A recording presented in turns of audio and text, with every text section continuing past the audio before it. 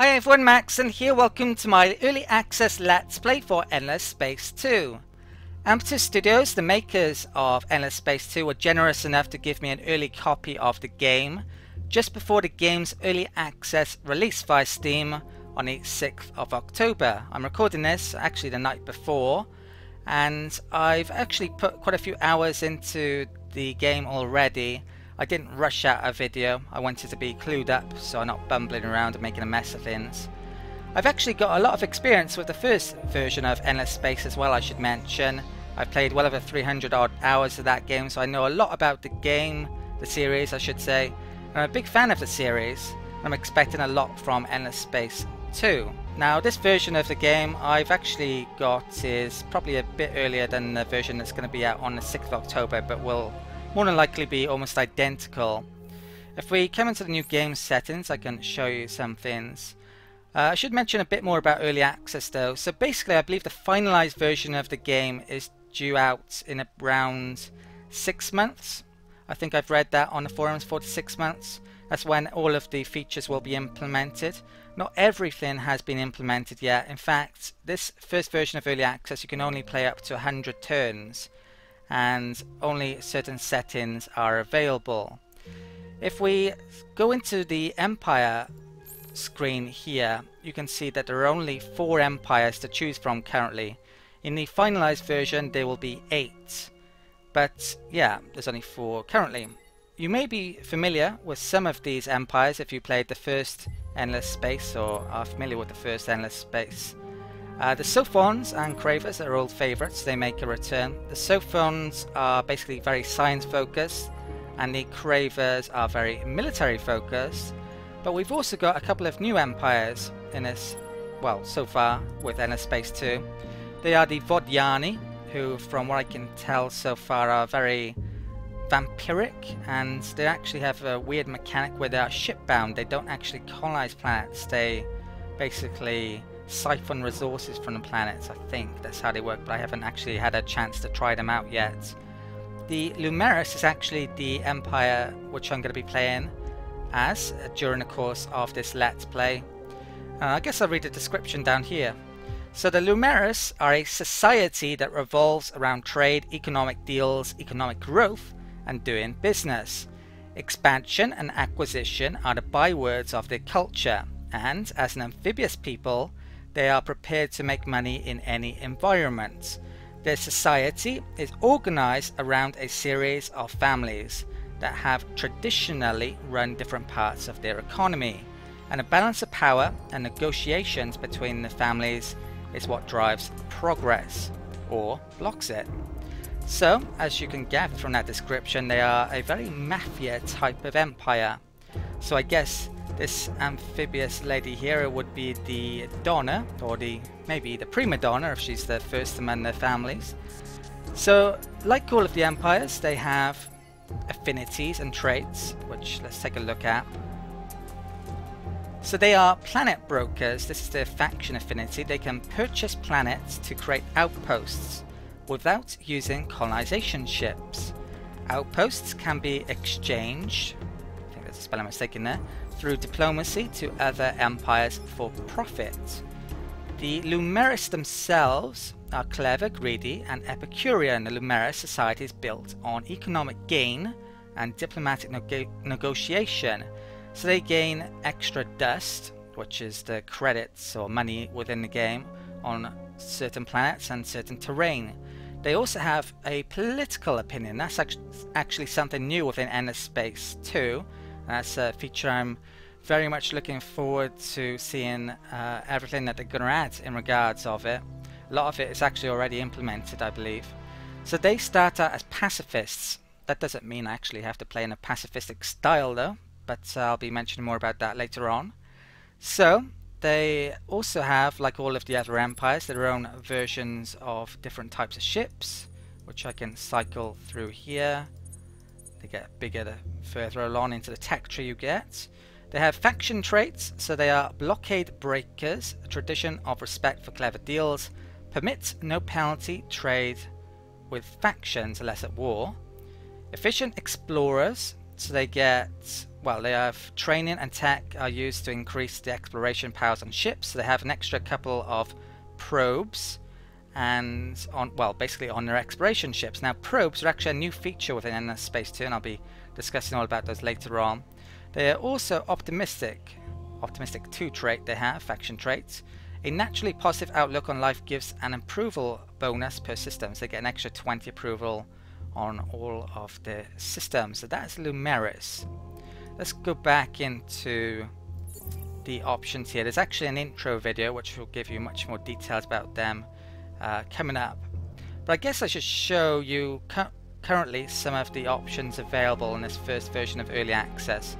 So you can have, of course, different AIs. I'm going to have one of each of the empires, 4 competitors. I could have more, but I think I'll just keep with 4.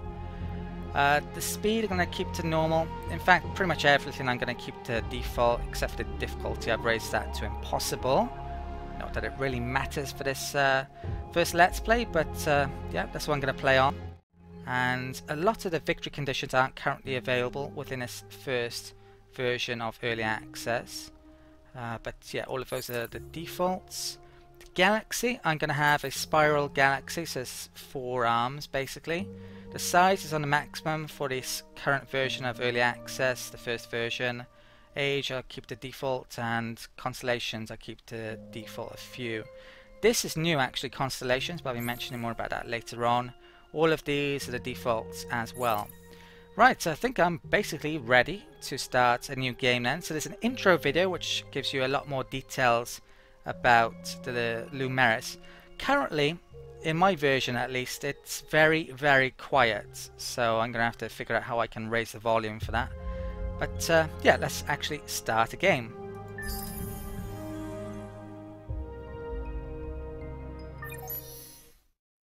Sure, the families have disagreements. That's why we have codes. To work together. You don't steal the fish from somebody else's plate. The second he walked in, I knew the kid was different. He'd take risks. Break the rules that tied my hands. But he ignores the codes. Goes overboard. And dust? Powerful stuff. No personal use. So we collect it, invest it. And he misuses dust. Complaints get handled here. Not in back alleys. Applies, shall we say, unnecessary force. Maybe he knows dust, but I know the families. And I need both of those to take the galaxy.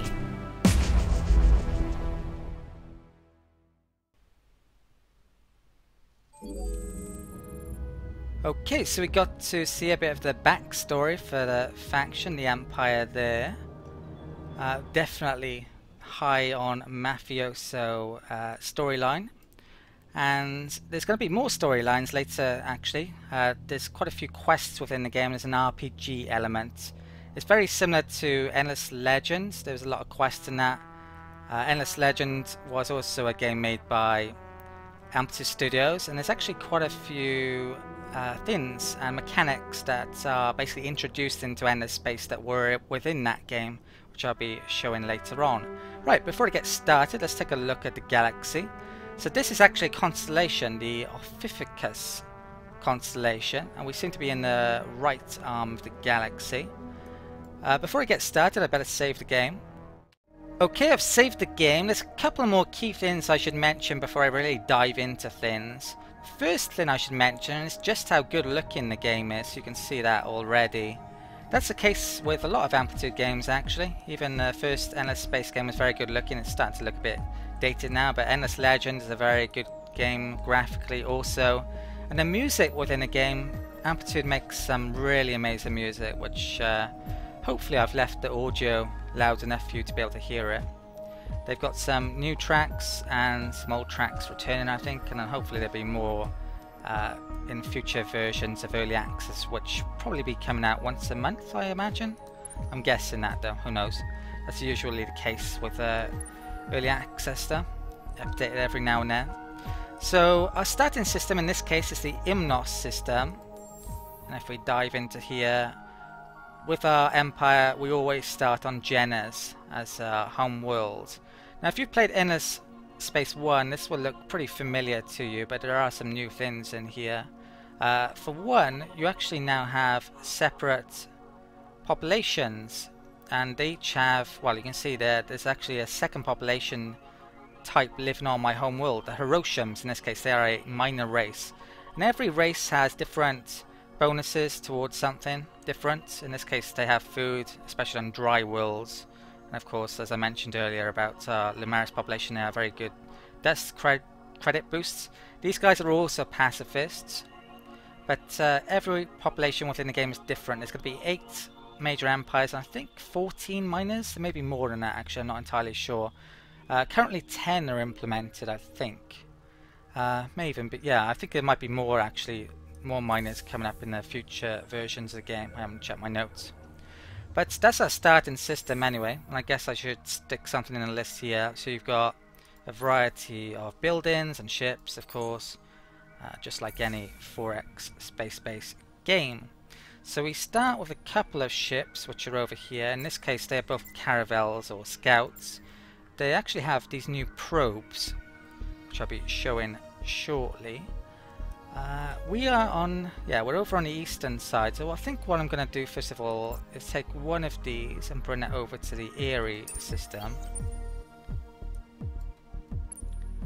Now you can see the details above this world. The blocked planet or blocked circle symbol means there are colonizable planets there. Those ones I can't colonize yet until I've got the right terraforming tech. Now you can see there's a outline around that planet that's basically moving outwards every now and then. So that means if I highlight the system, you actually get a view of all the planets, a cinematic view, first time you enter a system. I don't know if there's a way to turn this off. It would probably be a little bit annoying potentially at some point, but at the moment it looks rather cool, I'd say. So yeah, we can colonize this world eventually. In fact, we can actually do it now with our faction because we don't have colony ships. We actually have to buy our planets. So which of these is the better one? Well, before I do that, let's use our scout ship to start an expedition. So this is I think this is a new feature. Yeah, it definitely is in fact. So you have probe stocks, and if I left click over here on that, we do an expedition, and this reveals anomalies or loot in pretty much most circumstances, and even every now and then quests become available because of these expeditions. In fact, some quests ask you to do expeditions.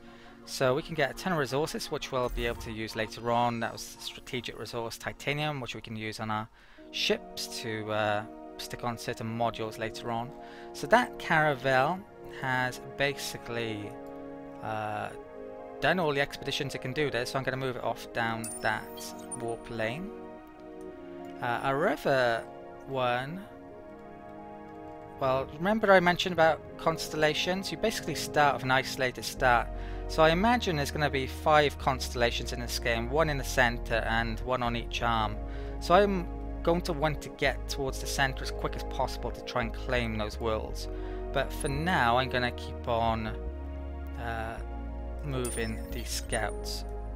Right, because we don't have colony ships, let's get colonizing then. So which of these are is the better world? That has blue cap mold, 6454. That's slightly more production, slightly more science. What's that anomaly? Extra population. That's a tiny world, that's a tiny world. That's monsoon, which could be useful later on as a building. For that, I'm going to colonize this one because of the production is really close and it probably doesn't massively matter. Right, so we start with an outpost. This was the same in Endless Space 1, I should say. But it actually takes a lot less time than the first game did. There used to be 30 turns in the first game, so we're going to get this in 13 turns. We could speed this up if we were to spend influence or money, or dust it's called. Dust is a key focus of the game. It's the money in the game, and it's also very much part of the story as well. So yeah, a very valuable resource. I don't have enough of either at the moment.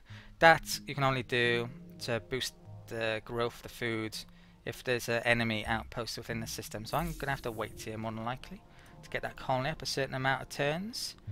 If my influence had grown over that system, then it would become a colony straight away, though. It wouldn't be an outpost, just like in Endless Legend 1.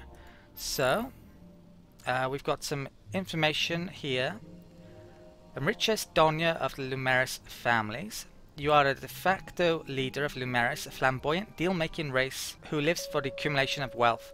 Nothing else upon the blue world of Genis is quite as wonderful as buying low and selling high. Trade, investment, negotiation are the lifeblood of your people. As the current head of the families who rule Lumeris from the shadows, it is time for you to go out and harvest the galaxy's wealth. Right, so that's a welcome introduction thing, basically. And in Endless Legend, Endless Space 2, you basically get heroes just like Endless Space 1. So let's inspect this guy. Now he is an adventurer, and you can also see, new to Endless Space 2, they actually get ships. They actually had this mechanic in Galactic Civilizations 3 in one of the expansions. That's new to Endless Space though. So this guy, yeah, you can see some of his details here, and if we actually go into the skill tree, we can see more details on him there. So he gets gives extra dust if there's an anomaly on a planet, and also he provides extra movement to ships. So currently, I'm not sure I do have any anomalies on my colonized planets here, so he's not going to be too much use there.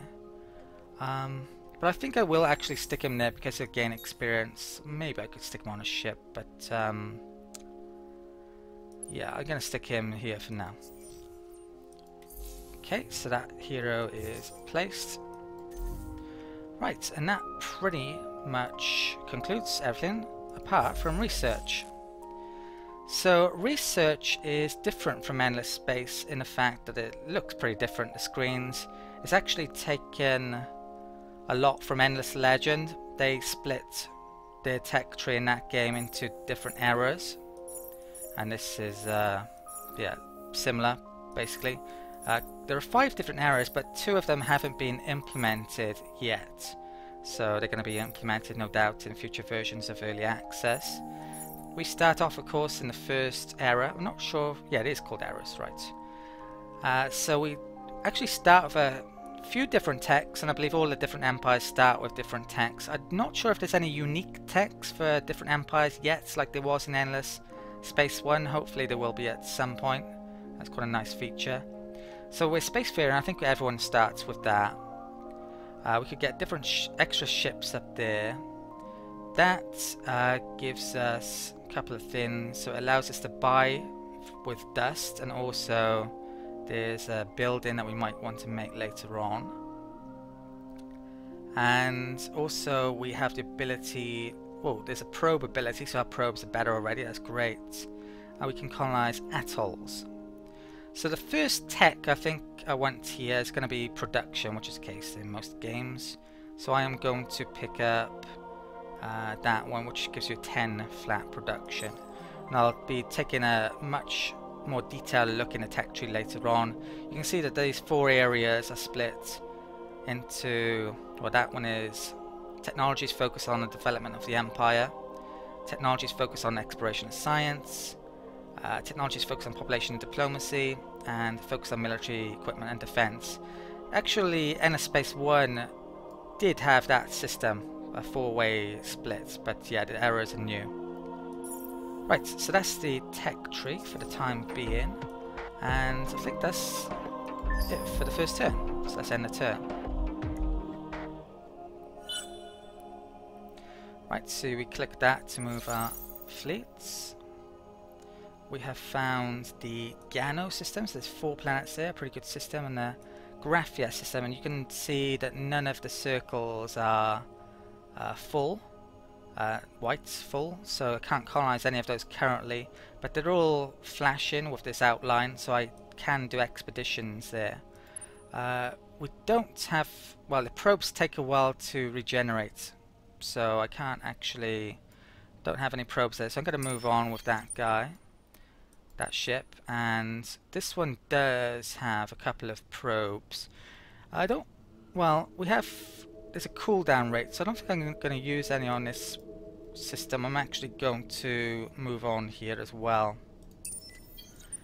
I probably should have released a probe into the center of the galaxy with one of these, but I didn't, so that was a bit of a mistake. I can colonize again when I get enough dust. Over 200 that's going to be though. I haven't actually shown you these screens yet though, so let's start taking a look at these then. So the first screen is the Empire summary. You can access this with the F1 or the F keys. So you can see a ton of details here. A lot of it is disabled because those victory conditions aren't enabled yet. But this shows a lot of details. There's influence, industry, your population, number of systems you own, heroes, the total command points of your ships, your manpower, which is used to invade and I think also resist invasions perhaps, a number of battles won, number of curiosities, that's the expeditions I believe related to, science, and number of techs you have, and at the bottom dust. So military victory you can have, a science victory, an economic victory, diplomatic victory, a wonder victory.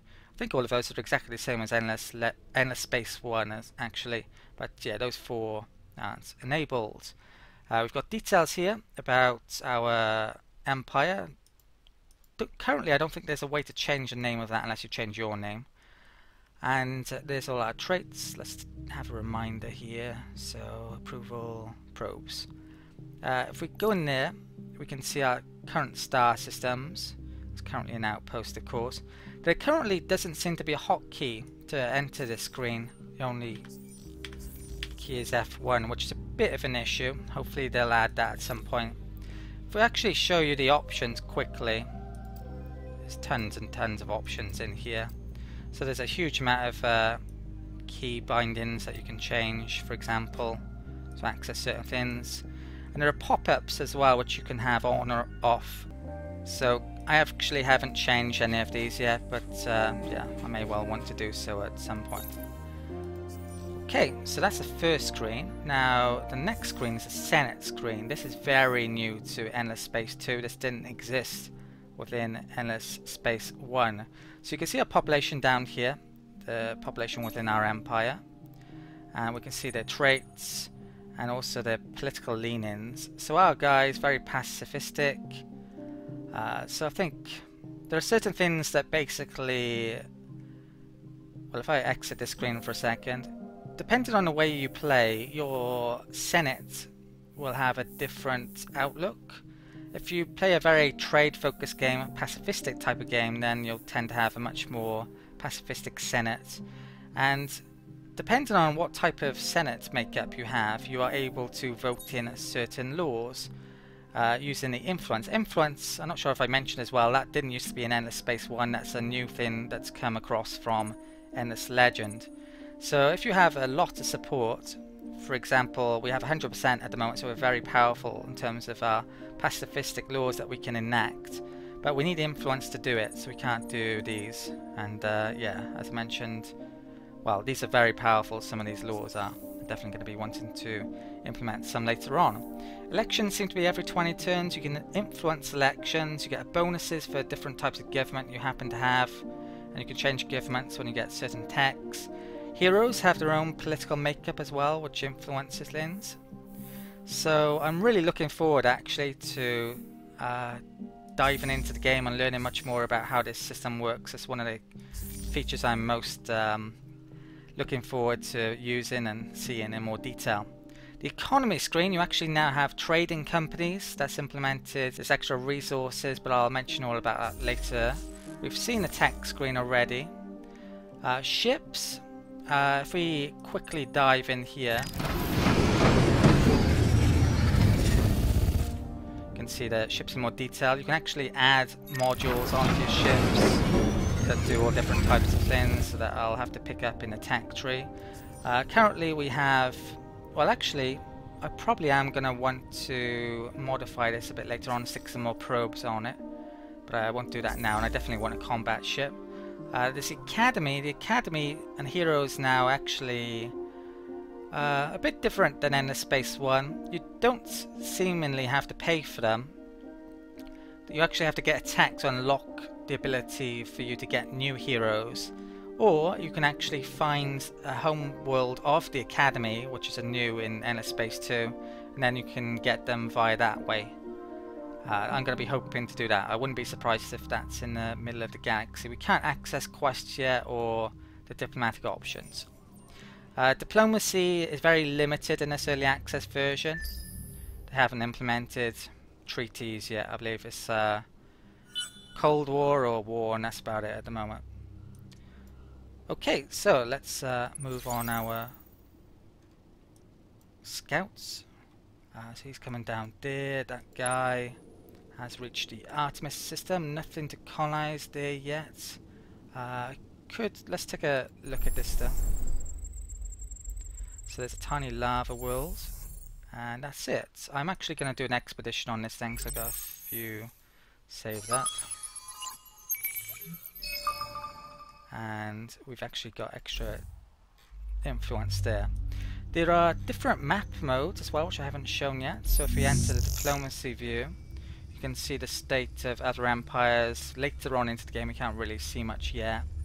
The trade view is at this level. We haven't got the tech to allow us to do any of these things yet, but I'm going to be certainly heading off in that direction pretty quickly. In a couple of test games, I've played up to around 50-60 turns, and I've been able to acquire those, so we'll definitely get to see that. And there's economy as well, where you can see your empire in more detail. And this is a very much zoomed in level where you can see how full your planets, your bonuses, what political affiliations your populations have, and so on. All the details there. So there's a huge amount of things to learn actually. It took me a little while. It's a bit of a learning curve, but it wasn't too much for me. I think I've played about 15 hours of the game. Right, so let's come down here with this guy now, since he's explored up there. I haven't shown a probe yet. I should have done it then, but I forgot. Right, let's end the turn. Okay, and move ships on. We've actually found a new minor faction, the Hiroshimans. One of these guys actually lives on our homeworld. So their location is all the way down there, and we can actually interact with them. So our relations are getting worse, but I will more than likely be able to bribe them later on and hopefully eventually assimilate them. If you assimilate a minor faction, you get a bonus of some type. I think this is in Endless Legend. Can't remember if it was in an Endless Space 1, but yeah, you get that bonus in this case. So that's definitely going to be a good idea. You also get the system as well. So that's where they happen to reside at the moment. So this ship actually has a probe, or at least yeah, I can either do an expedition with it or send out a probe. If you send out a probe, you basically send it out into the middle of space, and I'm going to send it there towards the center of the galaxy. Now, depending on your tech, and also I think there's a lore as well available later on for the science faction that can make your probes better. They can travel longer distances and reveal more. So I'm hoping to reveal another constellation here, just like the Ophiuchus constellation. Okay. So, what have I got left to move? I have this guy. I'm going to send out a probe up in that direction. I should have done when I was up in Artemis. And they can come down that warplane there. Okay, this guy can move, and I'm going to send him over there. That's got 2 turns left on it. Okay, let's try and get in a couple or a few more turns before I call it the end of the video. There's actually a quest being started here. So quest started, business as usual. I chewed Arden out after that fiasco, so this is to do with the intro video, I believe. He managed to upset all 3 of the other families, not to mention a few of my Mio siblings. How much clearer can instructions be than do what you gotta do and don't get caught? The kid has promise, but more papilla than propriety. Brash is good, but brash and canny is better. As the current head of the families, I wanted to keep the others off balance, not start a war. It doesn't matter, he said. They don't understand dust any better than we do. They'll be back, one by one, to do business with us. New business, galactic business, measured in dust, not saken. What do you know? First was Oros Arachio herself, in a wheelchair, but with eyes that glinted like harpoon tips. She pointed a limb toward the sky and said, "Up there, we're going to go there, build there. No zoning laws, no building codes, give me access." When she leaned forward, it was like she was ready to spear a fish. Let's get rich, the Mios, the Arachio, together. She left, and Arden and I had barely started discussing the possibilities when Irio Furbada strode in with 3 trillion sakan, but looking like his clothes cost 10. No detritus, here's the deal. Developing space means stations, ports, docks, factories. We know there's cheap labour out there and no workplace safety hassles and whiny environmental regulators. The Omoka can develop the galaxy. You bring us in, we cut you in, everybody wins. So this, I believe, is probably the Empire's main quest line. And this is very, very similar to what was in Endless Legend, as I might have mentioned before. So we can get certain rewards, and yeah, we have to do certain things to do that. So there's discover a certain amount of a galaxy, and that's one family, I believe, the Lancelum. The Amokma, assimilate a minor faction as 100 dust, create 3 outposts, let's colonize 3 planets in fact, and we gain that, and there's no tooltip to say what that is, sadly. So I think I'm going to take that, whatever it is, because it's probably pretty good. You can't use the bonus resources, luxury resources, until you've got a certain tech, so it's going to be a while before I can use those when we get some, but they will be useful eventually. Okay. There's a very, in addition to the Mafiosa link, a very amphibious link as well, since they're amphibians. In that story there. So we've reached the Etchius system, and yeah, there is a waypoint up there, so I think I'm gonna go up there. There's actually a colonizable planet there. So Etchius 1, quickly go through these. A huge gas burn in there. Different types. So I think we're able to colonize that atoll down there. That's going to cost me 214, which I better start saving up for. This one, nothing to colonize, but could do expeditions. I think I'm just, you know what, I will do one. Let's skip all of these. There's a little lag on the first one for some reason. I shall do the Tundra there. It's probably the most likely one I'm going to colonize. Hyperium loot, great. So I'm going to send him down there. Okay, and after reading all of that long story, I think I'm actually going to have to call it the end of the video here. But before I finish up things, I guess I should read the long list that Amplitude provided me with all of the new features that are to come in the finalized version of the game. I've actually mentioned some of this list during the video, but it won't do any harm to re-mention them in a minute or so. So 4 more empires, 4 more major empires are going to be added, 10 more minor factions supposedly. There's going to be 4 more victory types, mentioned that. Turn limit's going to be scrapped, obviously. There's going to be a couple of more errors, I've also mentioned that. 2 tech errors.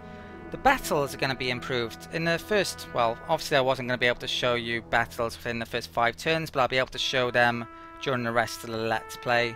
But yeah, they're going to be improved supposedly. They're going to have strategy deck building.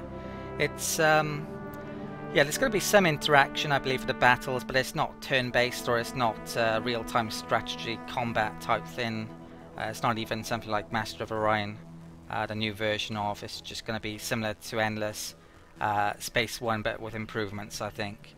There's going to be multiple battle arenas. I think that's the scenery. So it's going to be planets and asteroids and various things, basically. And there's going to be fighters and bombers added. They're not currently implemented. Diplomacy, I believe I mentioned, that hasn't been fully implemented yet. There's going to be improved commerce, although trade is currently available. I don't think you can trade with other empires yet, so I'm sure that's going to be added. That's what they're mentioning there. There's a marketplace, so you can basically acquire, purchase resources and privateers from that. There's a very similar mechanic in Endless Legend, so they basically are just porting that across, basically, it would seem. What else is there? There's more of a background story to the empires, and I think the universe in general. I haven't really mentioned the Endless, have I yet? So that was a key part of the story from the first game, and pretty much all of Amplitude's games actually. Things to do with the Endless, a mysterious civilization which I don't believe exists anymore. And there's going to be thousands and thousands of more tweaks and additions. I think that was what was said, what I've got written down anyway. Right, so that pretty much concludes this video. I'd just like to thank you for watching. I hope you check out the future videos in this Let's Play. I'm going to go into much more detail about things and show off things that I wasn't able to cover in the first 5 turns of the game. There's a lot to get through in this first video, and I didn't get through many turns. I'll get through a lot more in the next video or in upcoming videos. For those of you who enjoyed this video and want to see more videos in this series, I'd be really grateful if you were to leave a like on this video, because it helps boost my videos in YouTube search rankings, so I can compete against the other channels that are making similar content. And if you have any comments or questions about Endless Space 2, then please use the comment section. I respond to comments, questions especially, no matter how old a video is. And I should also mention, if you haven't subscribed yet, please consider doing so. I've covered plenty of content like Endless Space already on a channel, Endless Space 2. In fact, I've covered Endless Space and a tiny bit of Endless Legend as well. But I've also done tons more content for other 4X games and space-based 4X games as well. I just finished a Master of Orion Let's Play, for instance. And there's going to be other 4X games coming out soon, like Civilization 6. And also there's a new patch and DLC coming out for Stellaris that I'm planning on covering as well.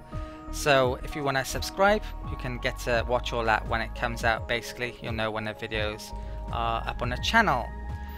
Last thing I should mention is my Patreon page. Patreon is a service that basically takes donations, and I have a Patreon page myself. If you want to check my Patreon page out and even consider becoming a patron of mine, I'd be really very grateful. Without Patreon, I just wouldn't be able to continue making videos like this one. So I'm really very grateful to my existing patrons, so I'd just like to thank them. I hope that you might want to consider becoming a patron of mine as well. Right, so that covers everything then. So thank you for watching again, and I'll see you next time for the next video. And yeah, I'll see you then.